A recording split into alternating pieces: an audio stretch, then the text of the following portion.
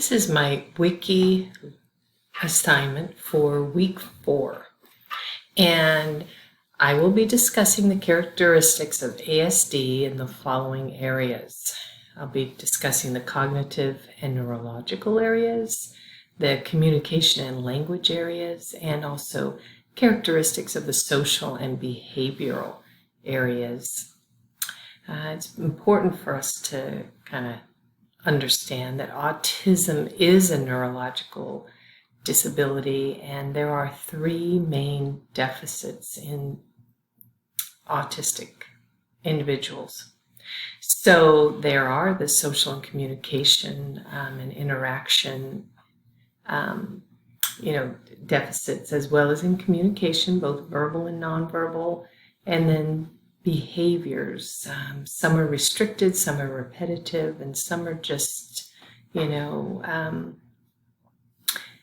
have to do with their interests. All right, so we're going to begin discussing the characteristics with the cognitive areas.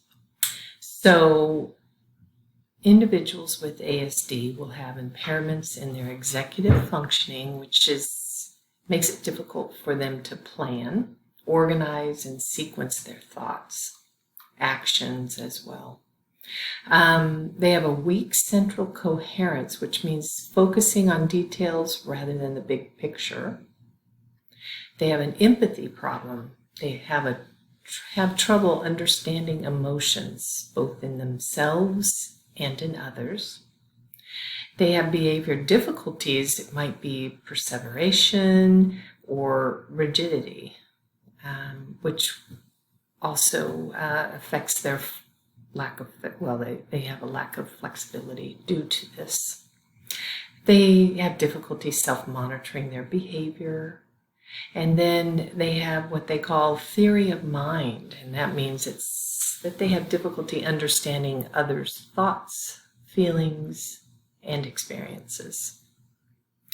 In the neurological area, their characteristics, or the things that a teacher might see, are that they have trouble with gross motor skills. Maybe it's their gait in the way that they walk. Fine motor skills, which is some of them have a lot of trouble writing. But you'd see difficulty using scissors at a young age and so forth. Many have sleep impairment, and some have epilepsy. And then some have impulsive behaviors that are hard to control. And this can be a neurological issue.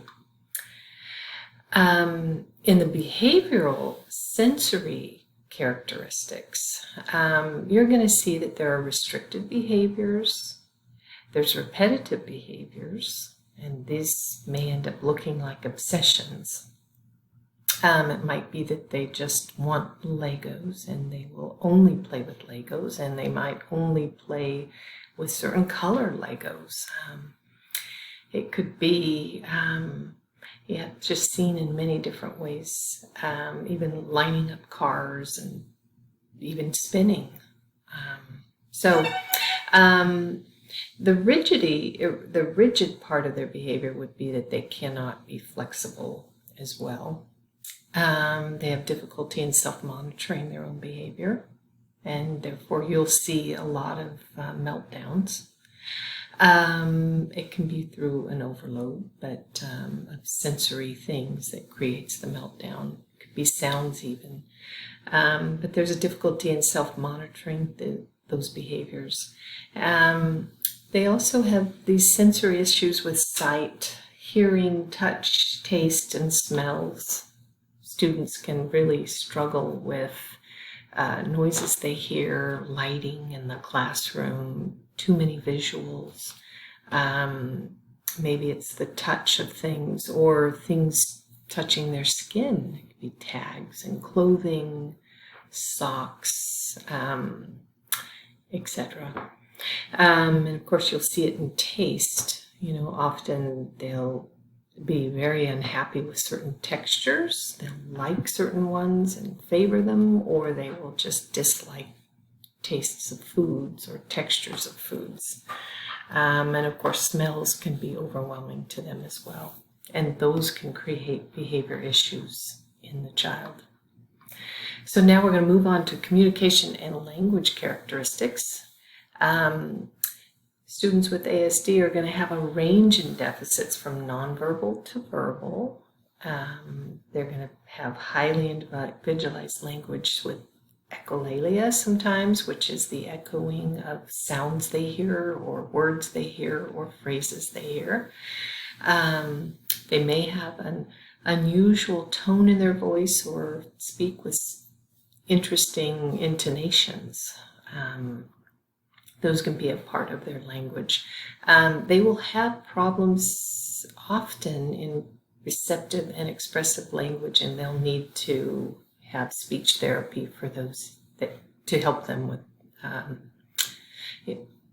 without those areas. It gives them some support. Finally, the social characteristics. You'll find that they keep to themselves and tune people out, that they're unwilling or unable to make eye contact, that they don't smile often. You may see that relationships with peers, they're just not interested in either initiating a relationship or maintaining one. So you'll often see them alone. The other is that the engagement in social situations is not important to them. So even through the pandemic, the students I had in class often just wanted to be alone.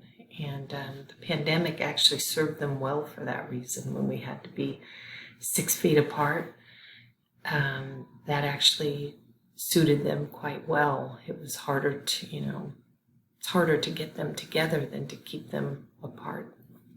Anyway, there are the characteristics of individuals with autism spectrum disorder. Thank you.